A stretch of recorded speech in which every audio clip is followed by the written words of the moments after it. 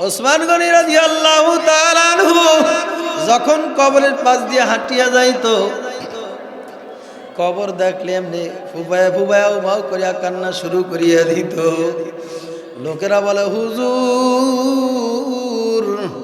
আপনি কবর দেখলে এরকম কেন উমাও করিয়া কান্দেন? ওসমান গনি রাদিয়াল্লাহু তাআলা আনহু ডাক দিয়া বলে, লোকেরা,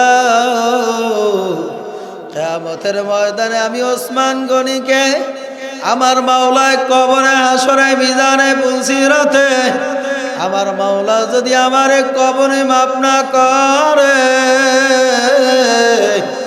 আমি ওসমান গনির উপায় হবে না। এই জন্য তারা ফুবায়া ফুবায়া কাঁদছে। বাবারে রশিদ আহমদ গঙ্গাই রহমাতুল্লাহ আলাইহি রাস্তা দিয়ে হাঁটতো নারাকুড়া হাতের মধ্যে লইয়া, মাওলার কাছে দুই চোখের পানি ফেলা কান্তার বলতো, মাবুদ গো আমাকে মানুষ না বানাইয়া একটা নারা ফেজা কুড়া যদি আমার বানাইতাম, আমার হিসাব কিতাব আমার হিসাব নিকাশ কিছুই হইতো না। রশিদ আহমদ গঙ্গাই রহমাতুল্লাহ আলাইহি দুই চোখের পানি ফেলাইয়া আউমাউ করিয়া কান্দার বলে, মাবুদ গো আমারে বানাইছো মানুষ,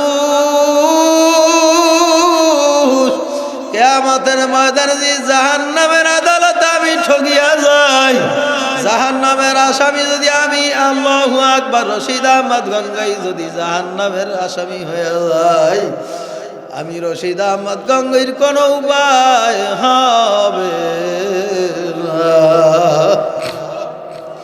এমন কোন আল্লাহর ওলিরা নাই যারা কান্দে নাই, আমার মাওলার ভয় কান্দে নাই। কবরের মুরাকাবা ইন্তেকালের আগ মুহূর্ত বসিয়া বসিয়া গুনগুন করিয়া ডাকছে আর বলছে, আমার মাওলা কিয়ামতের ময়দান যে আমার মাওলা আমাদেরকে মাফ না করে, ওই কবরে একা একা কেমনে থাকবো? এই চিন্তায় বাবারে তারা পেরেশান হয়ে গেছে। আমাদের ভিতরে ভয়ও নাই, আমলও নাই, কোনো চিন্তাও নাই। কথা ঠিক না ব্যাঠিক জোরে কর বাবারে। এখন আমরা সন্তান জন্ম দেই, কিন্তু আসলে আমাদের সন্তান মেয়ে সন্তান আদি দিনদার হয় না, আল্লাহওয়ালা হয় না, আলেম হয় না, কোরআনের হাফেজ হয় না। কতক্ষণ ঠিক না বেঠিক? কিছুদিন মাদ্রাসায় দেওয়ার পরে এখন আর সন্তানের ভালো লাগে না। মা বাবা চিন্তা কইরা দেখছে এখন আর মাদ্রাসায় পড়ায় লাভ নাই। কয় টাকার 5,000 7,000 টাকা বেতন, আর মাদ্রাসায় পড়ায় লাভ নাই। ওইখান থেকে পাঠায় স্কুল কলেজ ভার্সিটিতে পড়ায়, এরকম আছে না নাই? জোরে কোন আছে না নাই? আল্লাহু আকবার। হযরত খাজা আল্লাহু আকবার মাইনুদ্দিন চিশতি রহমাতুল্লাহ আলাইহি যখন তার মায়ের গর্ভের ভিতরে আসে, খাজা মাইনুদ্দিন চিশতি রহমাতুল্লাহ আলাইহির মা সঙ্গে সঙ্গে আমার মাওলার দরবার ফরিয়াদ করিয়া কাঁদছে আর বলছে, মাবুদ গো আমার গর্ভের ভিতরে যেই সন্তান, যেই খাজা মাইনুদ্দিন চিশতিকে দান করছো, তোমার খাঁটি ওলি না বানায়া আমার সন্তানকে দুনিয়াতে পাঠায়ো না। খাজা মাইনুদ্দিন চিশতি রহমাতুল্লাহ আলাইহি দুনিয়াতে আল্লাহর ওলি হয়ে আসছে। কথা ঠিক না ব্যাঠিক জোরে কর বাবারে। খাজা মাইনুদ্দিন চিশতি রহমাতুল্লাহ আলাইহি এক দাওয়াতে 90 থেকে 96 লক্ষ বিধর্মী এক দাওয়াতে মুসলমান হয়ে গেছে। 90 থেকে 96 লাখ আল্লাহু আকবার বিধর্মীদেরকে মুসলমান বানাইয়া মনে বড় শান্তি নিয়া, বড় আল্লাহু আকবার বুক ভরা আনন্দ নিয়া মায়ের কাছে ফিরিয়া যায়, বলে, মা আমি খাজা কুতুব, আল্লাহু আকবার, আমি খাজা মাইনুদ্দিন চিশতির বড় মনের ভিতরে আনন্দ। তার মা ডাক দেয়া বলে, মাইনুদ্দিন এত আনন্দ কি এর একটু শুনতে চাই, একটু মন চায় বলো। খাজা মাইনুদ্দিন চিশতি রহমাতুল্লাহ আলাইহি ডাক দিয়া বলে, আম্মা আমার মনটা বড় খুশি, আনন্দ। আমার এক দাওয়াতে 90 থেকে 96 লাখ বিধর্মী কালিমা পড়া মুসলমান হয়ে গেছে। কলিজার টুকরা জনম দুঃখিনী মা ডাক দিয়া বলে মঈনুদ্দিন, এটা তোমার কোনো কারামতি না, এটা তোমার কোনো কারামতি দেখানোর কিছুই নাই, এটা আমি সব মায়ের অবদান। সন্তান খাজা মঈনুদ্দিন চিশতি ডাক দেয়া বলে মা, আমার শুনতে মন চায় আপনার কি রকম অবদান। খাজা মঈনুদ্দিনের মা দুই চোখের পানি ফালায়া কান্দার বলে বাবা, এমন কোন রাত্র আমার থেকে অতিবাহিত হয় নাই যেই রাত্রে গভীর রাত্রে উঠিয়া আমি মায়ের তাহাজ্জুদের নামাজ পড়িয়া যায় নামাজটা বিছাইয়া আমি মায়ের দুইটা চোখের পানি ফালাই না, এমন কোন সময় আমার থেকে অতিবাহিত হয় না।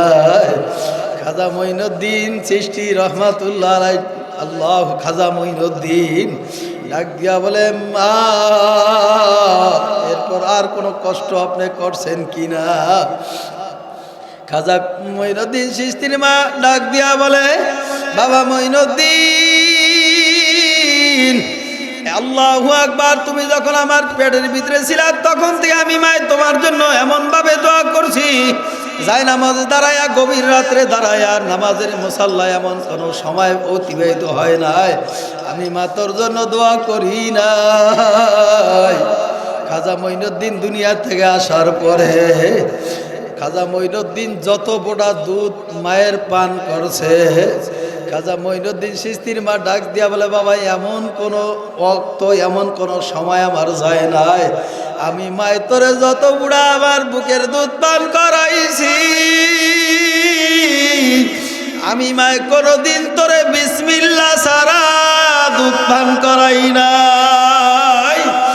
এ মোহাম্মদপুরের বাবারা, ঢাকার ভাইরা, পর্দার আড়ালের মা আমার বোনেরা, এরপরও ক্ষান্ত হয় নাই। মঈনুদ্দিনের মা ডাক দেওয়া বলে মঈনুদ্দিন, আমি মায়ের তোরে এক পুড়া দুধ পান করাইছি, এমন কোনো সময় আমার অতিবাহিত হয় নাই আমি মায়ের তোরে কোনোদিন অজু ছাড়া আমি মায়ের তোরে দুধ পান করাই নাই। আল্লাহু আকবার জোরে বলেন।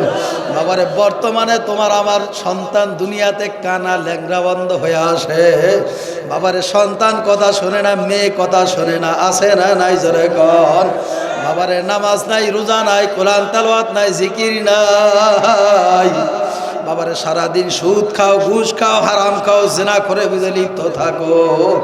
এরপর বিবি সাহেবের কাছে যায় পীর সাহেব হুজুর সাজো, আর বলে আমার গর্বে আমি মঈনুদ্দিন চিশতির মতন একজন আল্লাহর ওলি দেখতে চাই, আমার গর্বে এমন একটা সন্তান চাই। আল্লাহু আকবার। ওই শাহজালাল শাহপরান ইয়ামানের মতন কথা ঠিক না বা ঠিক? আয় আল্লাহ, আমার ঘরে এমন একটা সন্তান দিও। ওই চট্টগ্রামের জমিনে ঘুমায় রয়েছে আল্লামা আহমদ শফি রহমাতুল্লাহ আলাইহির মতন। আয় আল্লাহ, আমাকে এমন একটা সন্তান দান করো। ওই বরিশালের কুতুবুল আলম সৈয়দ ফজলুল করিম রহমাতুল্লাহ আলাইহির মতন এরকম হাজারো কিয়ামত পর্যন্ত যদি দোয়া করতে থাকো, আর আল্লাহু আকবার, যদি তোমার ভিতরে কোনো আমল না থাকে, নামাজ না থাকে, করে কোরআন তেলাওয়াত না থাকে, জিকির আজকার না থাকে, হালাল হারাম তমিজ কইরা যদি না চলতে পারো, কিয়ামত পর্যন্ত যদি সেজদায় পড়িয়া এরকম দোয়া করো, কিয়ামত পর্যন্ত দোয়া করলেও দোয়া কোনোদিন কবুল হওয়া সম্ভব না। এ মোহাম্মদপুরের বাবারা, কথা ঠিক না বা ঠিক জোরে কর। বাবারে, সাহাবা একরামদের নামাজের দিকে একটু তাকায় দেখো, তাদের নামাজ আর তোমার আমার নামাজ। সাহাবা একরাম কি পরিমাণ কষ্ট স্বীকার করিয়া বাবারে আল্লাহর হুকুম অনুযায়ী জীবন গড়ছে। আমার মালিক ডাক দিয়া বলে আনতা বুদুল্লাহ কান্নাকা তারাহু ফাইল্লাম তাকুন তারাহু ফাইন্নাহু ইয়ারা। আমার মাওলা ডাক দেয়া বলে বান্দা বান্দি এমন ভাবে নামাজ আদায় করো, এমন ভাবে রুকু দাও, এমন ভাবে সিজদা দাও, বান্দা বান্দি যদিও আমি আল্লাহকে তুমি না দেখো, এই ধ্যান এই খেয়াল নিয়ে তুমি নামাজে দাঁড়াও, আমি তো আমার মাওলার দেখি না, আমার মাওলা স্বয়ং আমাকে দেখতে আছে। এই খেয়াল দেয়াল নিয়ে যখন আমার মাওলার নামাজ পড়বা, মাওলার ইবাদত করবা, আমার মালিকের জিকির করবা, জামাতের সাথে নামাজ আদায় করবা, দেখবা কত সুন্দর তোমার নামাজের ভিতরে তেলাওয়াত করবা, দেখবা খুশু খুশু মন খুলিয়া তেলাওয়াত করতে মন চায়। আর দুনিয়ার খেয়াল নিয়া যখন, দুনিয়ার মায়া মমতা নিয়া, দুনিয়ার ব্যস্ততা নিয়া যখন নামাজে দাঁড়াইবা, দেখবা নামাজের ভিতরেও কেমন জানি খুশু খুশু নাই, নামাজের ভিতরেও মজা লাগে না, জিকিরের মধ্যে মজা লাগে না, তাসবিহ তাহলিলতেও মজা লাগে না। এ কথা ঠিক না ব্যাঠিক ছেলে কন? একজন আল্লাহর ওলিদের পিছনে নামাজ পড়িয়া দেখো মন চায় ঘন্টার পর ঘন্টা দাঁড়ায় থাকি। বাবারে আল্লাহর হাবিবের কলিজার টুকরা মেয়ে জামাই আলী রাদিয়াল্লাহু তাআলা আনহু বাবারে যুদ্ধের ময়দানে গেছে, পার মধ্যে তীর ঢুকিয়া পড়ছে। বাবারে যতই চেষ্টা করছে পায়ের তীর আর খুলতে পারে না। আল্লাহর হাবিব জনাবে মুহাম্মদুর রাসূলুল্লাহ সাল্লাল্লাহু আলাইহি ওয়াসাল্লাম আল্লাহু আকবার যখন নামাজে দাঁড়াইছে, নামাজে দাঁড়ানোর আগে মসজিদের নববীতে যখন ইমামতি করবে, সাহাবা একরামদেরকে ডাক দিয়া বলে, সাহাবারা শোনো, আমার আলী ওই যে পাগল যখন নামাজে দাঁড়ায় তার দুনিয়ার কোনো খেয়াল থাকে না। আলী রাদিয়াল্লাহু তাআলা যখন নামাজের ভিতরে দাঁড়ায়া যায়, তখন আলী রাদিয়াল্লাহু তাআলার সঙ্গে আমার মাওলার সঙ্গে কালেকশন হয়ে যায়। আল্লাহু আকবার জোরে কও। আলী রাদিয়াল্লাহু তাআলার কোনো হুঁশ থাকে না। সাহাবা একরামদেরকে ডাকে আল্লাহর হাবিব বলে, আমার সাহাবারা, যখন আমার আলী নামাজে দাঁড়াইবে, যখন আমার আলী সেজদার মধ্যে যাবে, তখন আমার আলীর পায়ের থেকে তোমরা তীরটা টানিয়া খুলিয়া ফেলাইবা। মসজিদের নববীতে আল্লাহর হাবিব সাহাবা একরামদেরকে নিয়ে নামাজে দাঁড়ায় গেছে। আলী রাদিয়াল্লাহু তাআলা নামাজে দাঁড়াইছে, যখন সেজদার মধ্যে আলী রাদিয়াল্লাহু তাআলা গেছে, বাবারে সাহাবা একরামরা পার থেকে বাবারে দাঁত দিয়া বাবারে তীর টানিয়া খুলিয়া ফেলাইছে। আলী রাদিয়াল্লাহু তাআলা পাতে জর জর করিয়া রক্ত জমিনে পড়িয়া ছড়াইয়া গেছে। আলী রাদিয়াল্লাহু তাআলার নামাজ শেষ। আলী রাদিয়াল্লাহু তাআলার খবর নাই। এ দুনিয়াদার পাগল আমার বাবারা, তোমার আমার একটা মশায় কামড় দিলে নামাজ সারিয়া তারপর মশা মারা লাগবে। বাবারে বাড়ি থেকে ফোন আসছে, কলিং বেল, বাবারে মোবাইলটা কপাল পরা সাইলনও করে নাই। ইমাম সাহেব দ্বিতীয় রাকাতে নামাজ রুকুতে যাইবে, এরপরও কপাল পরা মোবাইলটা পকেটেতে বাড়ি করিয়া নামাজটা সারিয়া পিছনে যায়, হ্যালো হ্যালো কথা বলে, আসে না নাই? কপাল পোড়া, তোর কপাল বুঝি পুরিয়া গেছে। সাহাবা একরামের নামাজের দিকে তাকায়া দেখো, আল্লাহ ওয়ালাদের নামাজের দিকে তাকায়া দেখো, বাবারে তাদের নামাজ কত সুন্দর। এখন তোমার আমার চোখে পানিও নাই, গুনাহ করতে করতে করতে করতে এখন জিকির আজকার ভালো লাগে না, তাসবিহ তাহলিলও আদায় করতে ভালো লাগে না, হালকায় জিকিরেও বসতে ভালো লাগে না, মাসিক ইজতেমায় যাইতেও মজা লাগে না, আল্লাহ ওয়ালাদের দরবারে যায় বয়ান শুনতেও মজা লাগে না, ওয়াজ মাহফিলেও যাইতেও মন চায় না। এ কথা ঠিক না বা ঠিক জোরে কন?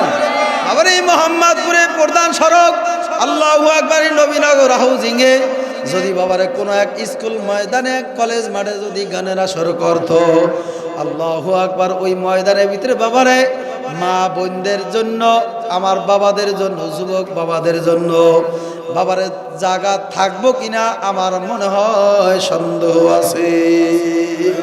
এ কথা ঠিক না বে ঠিক জোরে কর।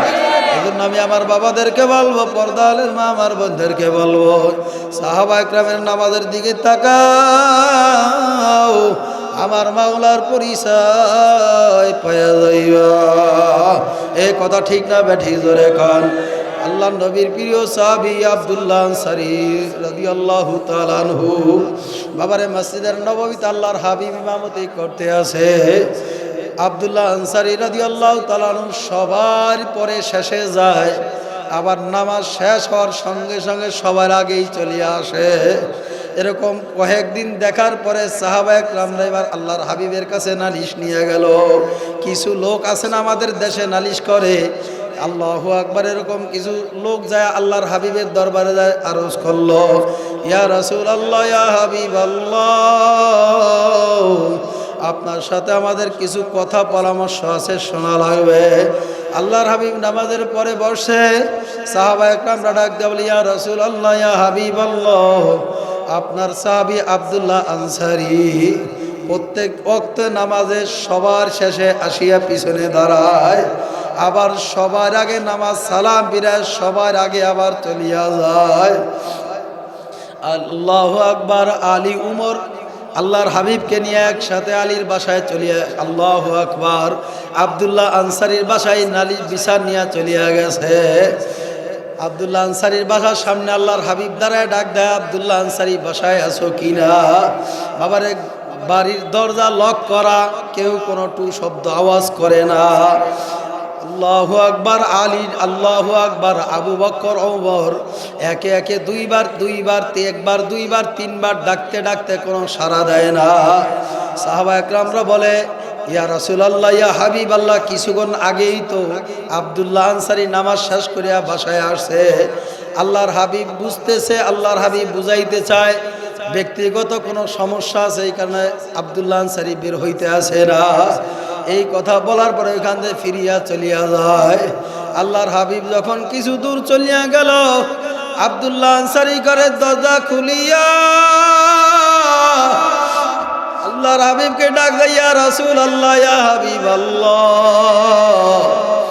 আপনি যদি আমার থেকে দরবার থেকে যদি আপনি ভাগিয়া যান, আমি আব্দুল্লাহ আনসারীর মনে বড় কষ্ট লাগবে, আমি বড় কষ্ট পাবো।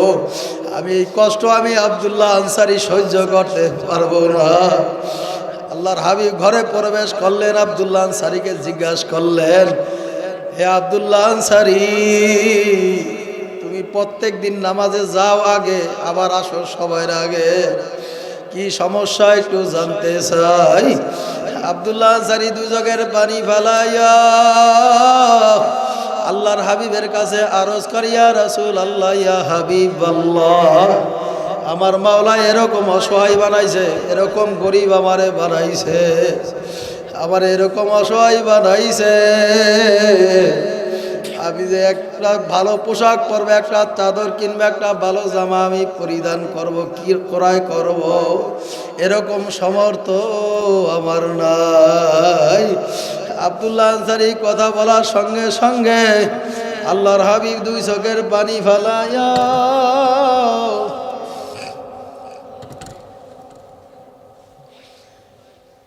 আব্দুল্লাহ আনসারী দুই চোখের পানি ফেলাইয়া আমার মাওলার দরবারে কান্দে। হ্যাঁ, আব্দুল্লাহ আনসারীর কথা শুনে আল্লাহর হাবিব ঝর ঝর করিয়া কান্দে, ইয়া রাসূলুল্লাহ, ইয়া হাবিবাল্লাহ, আমার মাত্র একটাই সম্বল, একটাই মাত্র চাদর, ইয়া রাসূলুল্লাহ, ইয়া হাবিবাল্লাহ, যখন নামাজের সময় হয়ে যায় আমার স্ত্রীকে আমি, আমার ঘরের ভিতরটা গর্ত করা আছে, ওই গর্তের ভিতরে আমার স্ত্রীকে রাখিয়া আমি চাদরটা পরি, আমি নামাজে যাই। আবার আমি যখন নামাজ থেকে ফিরিয়া আসি, আসার পরে আবার এই চাদর পরিয়া আমার স্ত্রী নামাজ আদায় করে। ইয়া রাসূলুল্লাহ, ইয়া হাবিবাল্লাহ, এই জন্য আমি চলে আসি। আল্লাহর হাবিব এই সংবাদ শোনার পরে আল্লাহু আকবার, আবু বকর উমরকে নিয়ে কিছু বাবারে আল্লাহু আকবার সামানা নিয়া যখন আব্দুল্লাহ আনসারীর বাড়ির দিকে যায়, বাড়ির কাছে যাওয়ার পরে শব্দ, বাচ্চাদের আওয়াজ পাওয়া যায়, কান্নার আওয়াজ পাওয়া যায়। বাড়ির সামনে যাওয়ার পরে সঙ্গে সঙ্গে আব্দুল্লাহ আনসারী ডাক দিয়া বলে, আমার সন্তান আজকে কয়েকদিন যাব ক্ষুধার তাড়নায় খাবার ঘরে নাই। আল্লাহু আকবার। ওই হিন্দুদের, ওই খ্রিস্টানদের বাবারে খেজুরের বাগান ছিল। আব্দুল্লাহ আনসারী দুইটা ছোট ছোট বাচ্চা, বাবারে জ্ঞান নাই, অবুঝ সন্তান। ওই ইহুদিদের বাগানে যখন খেজুর পড়ে, খেজুর গাছ থেকে দুইটা খেজুর আইনা মুখে দিছে, পেটের ক্ষুধার তাড়নায় খেজুর মুখে দিছে। ওই ইহুদি আসিয়া আব্দুল্লাহ আনসারীর সন্তানের মুখের ভিতরে আঙ্গুল হাত ঢুকাইয়া খেজুর দুইটা বার করিয়া দিয়া গেছে। আব্দুল্লাহ আনসারী দুই চোখের পানি ফেলাইয়া এমন ভাবে আমার মাওলার কাছে দোয়া করছে, আমার মাওলা আব্দুল্লাহ আনসারী দোয়া কবুল করিয়া ফেলাইছে।